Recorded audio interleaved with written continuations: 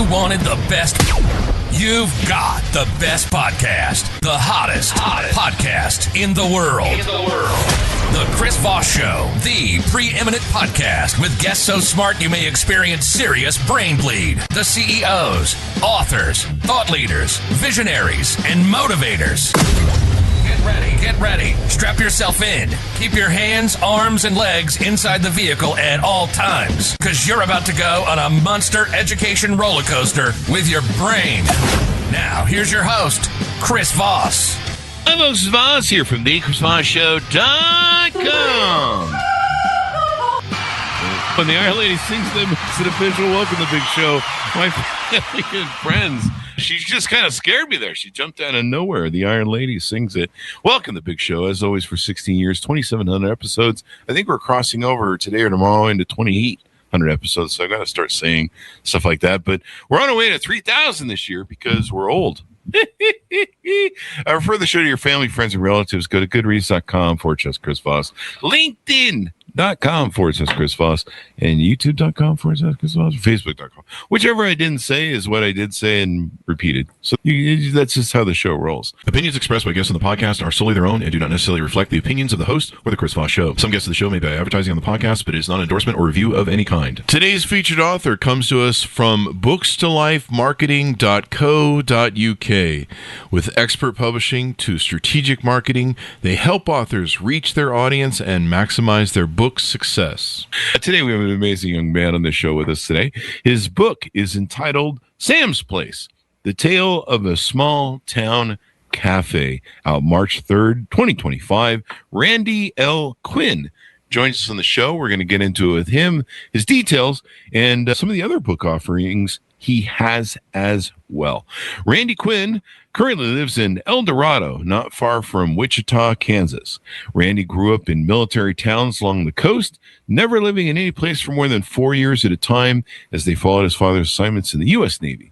He graduated from high school in Oak Harbor, Washington, and earned his Bachelor of Science at the University of Washington in Seattle. He earned his Master of Divinity from Garrett Evangelical Theological Seminary in Evanston, Illinois. He served as a United Methodist pastor for 35 years and a Navy Reserve career of 31 years, and he and his wife moved to Dorado, where their family have a home there. When she passed, they decided to stay because of the small town feel, and after retiring, Randy began writing for his personal enjoyment. Aside from writing, he follows the lives of their 4 children, 7 grandchildren, and 2 great-grandchildren while keeping an active role in his church and community. Welcome to the show. How are you, Randy? I'm doing great. It's been a great day outside. It's nice, good weather. Yeah, it's a great day. It's good to be alive. Any day above ground's a good day, I think. Yeah, that's Is that right. what we say? So, Randy, give us any .coms, any websites, social media, wherever you want people to follow you on the interwebs. Yeah, the best way to get to my author website is through Facebook, facebook.com/RRQuinn. The website is really long because I'm cheap and I didn't want to pay for one. It's all one word, Randy L. Quinn author .wixsite.com/mysite1. I don't know if you can read that, but I tried to get it all on there. Nope. Just so long. It's easier to go facebook.com/RRQuinn, QUINN. So give us a 30,000 overview. What's inside your new book? Yeah, the Sam's Place began as a story I used as a sermon illustration back in 1988. And when I retired, I pulled through all the stories I'd told in different places, put them in a book that I self-published. It was a fun book to write, put together. And I had a friend read it, and he said he really liked this story, and I decided I'm going to play with that one and expand it. And so it was an expansion of an existing really short story. I mean, it was 10 minutes in telling. That was it. And I had a lot of fun with it, and then published it as Sam's Place, the name of the place. I'd never lived in a small town, as you said. I now live in El Dorado. Here in Kansas, we don't pronounce things the way everybody else does. It's El Dorado. And what I found by living in small towns is things I didn't know from living in bigger towns. And one of those things is that people in small towns have to get along with each other. And even if they don't like each other, they still have to live with each other. Yeah. And that aspect of small town life just fascinated me as an outsider looking in. And so I wrote this story based on the small towns I'd lived in, and had some people that I don't like who were a part of the story, and some of them I really do that are part of the story. So it was fun to tell. I have some novelists that have come on the show, and they like to kill off in their books, they like to kill off their enemies in real life. Yeah. Yeah. So it sounds like you maybe included a little bit of that. But tell us about who's the protagonist in the book, who's your lead character, and what are they up to? Give us a little bit of tease on it. Yeah, I mean, the way the original story was, I'm trying to convey this sense that some people are more than just employees. They are more like family. And so the story begins with a guy who has a coffee shop, restaurant in a small town, and most of his kids don't want anything to do with the business. The one who does, nobody in town likes. And so he's trying to figure out what to do with this restaurant. And he's got a waitress that she is cantankerous, but is on purpose, and everybody loves her. He decides to sell her the store for $5. Oh, wow. And from that, I expanded the story, included her storyline in life and his story and how they get to this point. And so the two characters, Sam and Kathy, are the primary ones. There's also his son, Larry, who Contrary Larry is what we wind up calling him. Contrary Larry?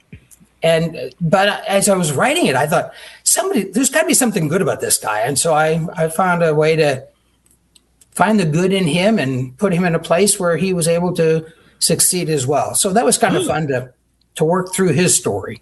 Uh-huh. So when did you discover that you kind of had a knack for writing? Had you always been writing since youth, or did it, we talked in your bio about after your wife sadly passed that you kind of found a love of writing. Tell us a bit about that journey. Yeah, when I retired, I got rid of all of my books and all my things. And amongst them, I found some notes from a novel I'd started back in 1986 that may or may not ever get off the pages there. And I remember doing something like that in college. I think I've always had this yearning to write, but as a pastor, my time was spent doing other things and didn't have time for it. So once I retired, I thought, I'm just going to sit down and do this. I also was participating in a couple of retreats where people suggested I start writing for fun, or for personal discipline and spiritual practice. And in doing that, I wound up putting together a memoir that I gave to my kids and grandkids at my retirement. And that was kind of fun to do. And I thought, this is fun. I'm going to try it. I've been writing ever since. Now, you were a pastor, or are a pastor, and you do a lot of probably writing of the Sunday, the speech, sermons. Yeah. So you probably have some skill in storytelling, and that's usually how we teach is using stories, and so probably that was maybe a skill that really helped develop you into an author. Possibly. It did. I mean, those skills are very much a part of it. Yeah. Although I've also learned that telling a story is different than writing a story. Tell us about that a little bit. Yeah, I think when I tell a story, people hear and react to pieces of it that when you put it in writing, they go back and, that's not what he said. Oh. In a sermon, every time I said something, somebody would tell me I said something that I didn't say, and I know I didn't say it, but that's what they heard. That's how they interpreted their filter. And so there's a big difference between telling and writing, but there's overlap. And so I think, the sermon writing process helped me get ready for this practice. So did you have to consider that a lot when you would give speeches? How are people going to interpret this?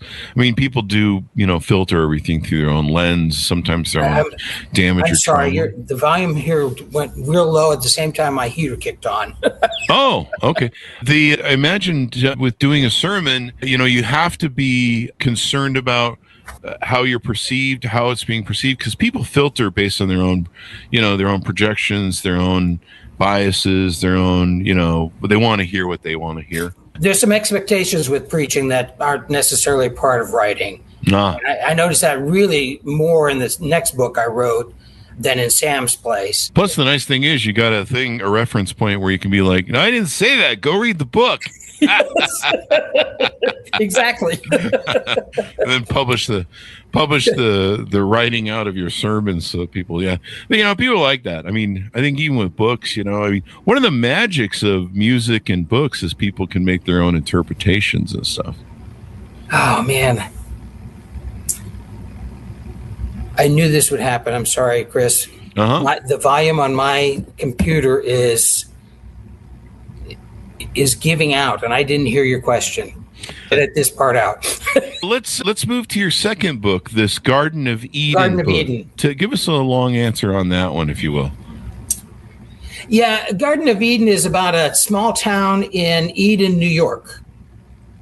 And it's a love story that happens when a teacher there, part of his adventure is exploring old things. He comes across an old house, and the old house starts speaking to him. Giving cryptic clues, a murder that took place. And I tell you, when I was writing that book was so fun to write. I would be writing one day, and I'd come upstairs, tell my wife, I can't believe what these characters just did. And then when I got to the end of it, all these clues for a murder that I thought we were working on was a different murder. I thought, whoa, how did that happen? And you're the one writing the book. Fun to write. But it was a love story mostly. All right. You're the one writing the book, eh? And so who's the protagonist in this, and what are they up to? Did you ask about the protagonist in this book? Yes. Yeah. The protagonist in that book is the school teacher who is exploring things. He has experienced grief from his own family life, where his dad had died while he was in college, and lived in a big city and is now in a small town and finding joy in the small town life and participating in the life of that community, enjoying that setting. And as I read it, I think I've never been to that town except by Google, and I think I know all about the town from looking down on it, but I wonder what it's like inside the town itself. I wonder what people in Eden, New York would think about it if they read it, but someday maybe I'll get there and ask. So. Yeah. Go ask those folks, hey man, what you thinking there? So yeah, pretty interesting stuff. Any future works, any future books that you have coming out that you're working on? Yeah, the book I'm working on now, which will probably come out sometime next year, I'm slowing down on this one. I'm intentionally trying to build the characters better.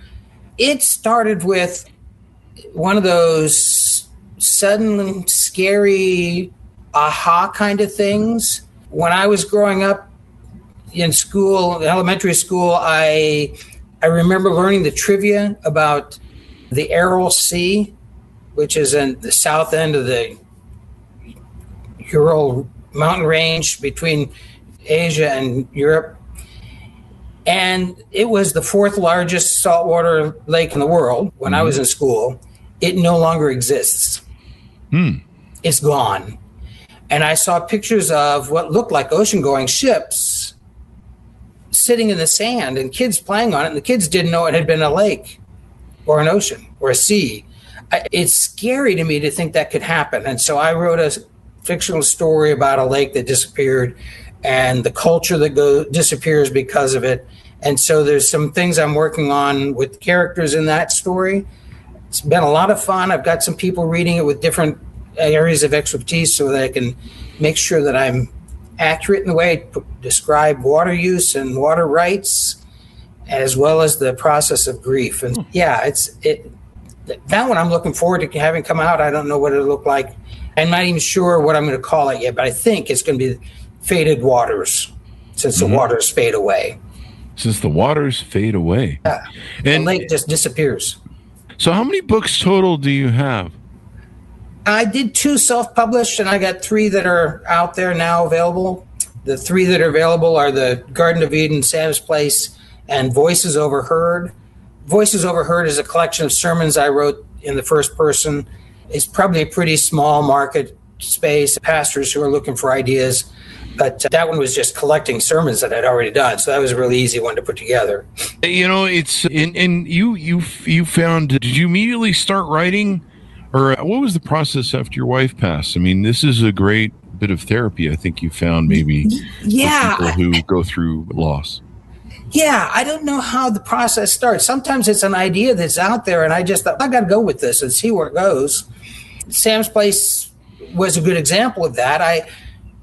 It started with a sermon illustration where I was trying to figure out, how do I convey this idea in the form of a story?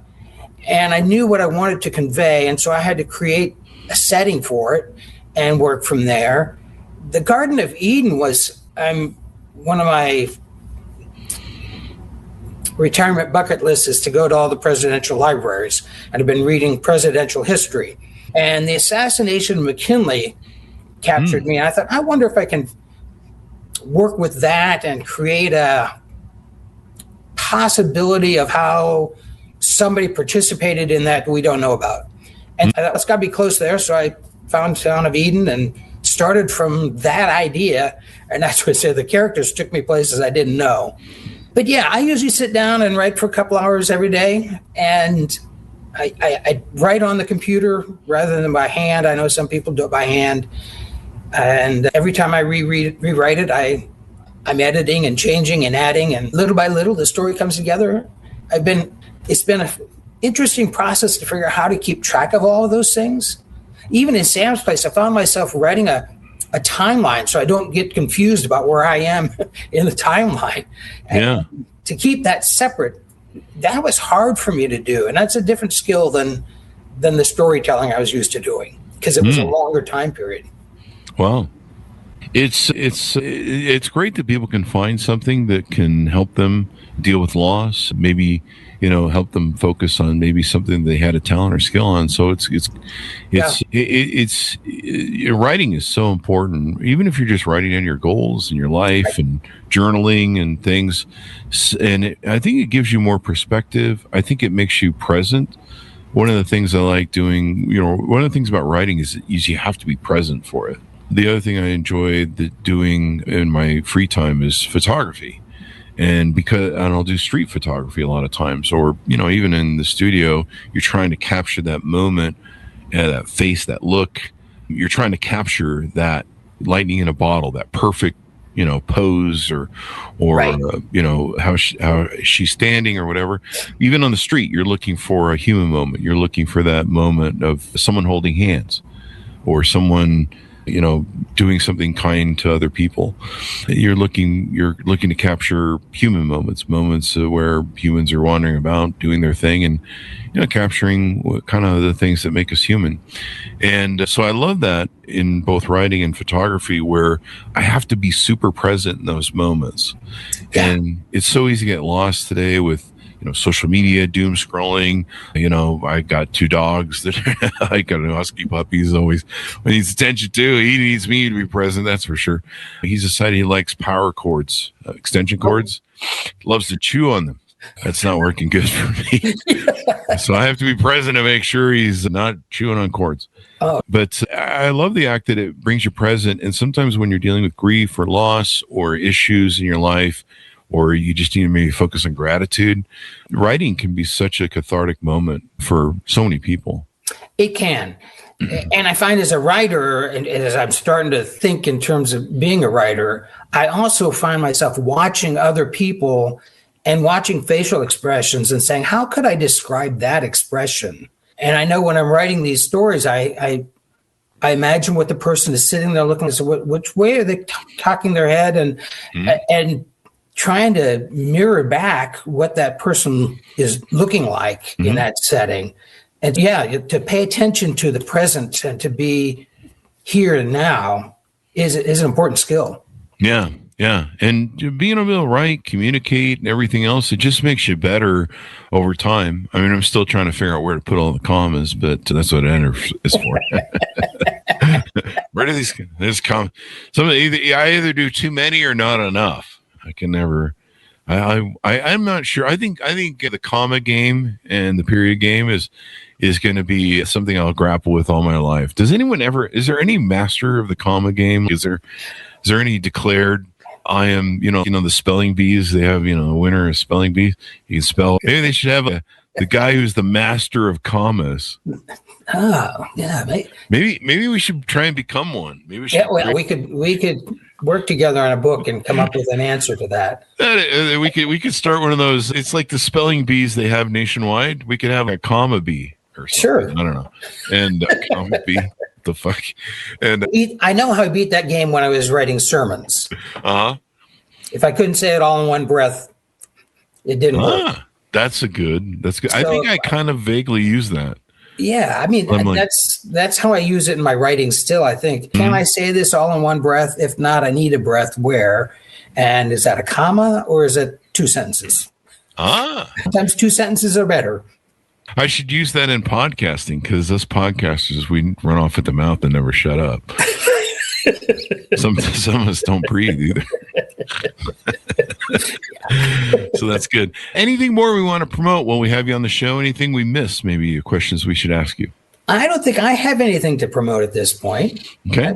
I really appreciate this opportunity. What advice would you give to writers who want to write novels or just write just about anything?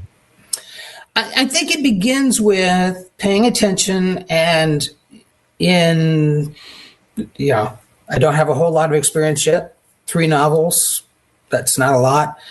But I think there is that sense of a drive or a passion of something that needs to be told. And paying attention to where those passions come from. And the book I've referred to earlier that I started notes on, I found myself telling someone about it. I thought, wow, I still got a lot of passion about that. Maybe I need to go back to that one because I just jumped right into that one.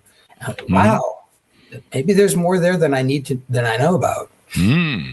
So it's paying attention to where your passions are and trying to figure out how to put that onto paper. Well, that should be really good then. Yeah. Put it to paper and do all the things and all that stuff. So anyway, as we go out, give people a final pitch out to order up your book, all the .com, social media, wherever you want people to follow you on the interwebs. Okay. The books are Sam's Place and Garden of Eden. They're available anywhere you look for books. Sam's Place and Garden of Eden. My website is randyLQuinnauthor.wixsite.com/my-site-1. Easier to find me on Facebook. Facebook.com/RR Quinn, and find that goes to my profile page and has a link to my website there. Awesome sauce. Thank you very much for coming on the show and sharing your wares and inspiring others to do the same. Thank you very much, sir. Thank you, Chris. Thanks, Randy. And thanks to our audience for tuning in. Order up his books wherever fine books are sold. Sam's Place, The Tale of a Small Town Cafe, out March 3rd, 2025. Thanks for tuning in. Go to goodreads.com/Chris Voss for your family, friends, and relatives. Facebook.com/Chris Voss, LinkedIn.com/Chris Voss, YouTube.com/Chris Voss. That was a crazy place on the internet. Be good to each other. Stay safe. We'll see you next time. You've been listening to the most amazing, intelligent podcast ever made to improve your brain and your life. Warning, consuming too much of the Chris Voss Show podcast can lead to people thinking you're smarter, younger, and irresistible sexy. Consume in regularly moderated amounts. Consult a doctor for any resulting brain bleed.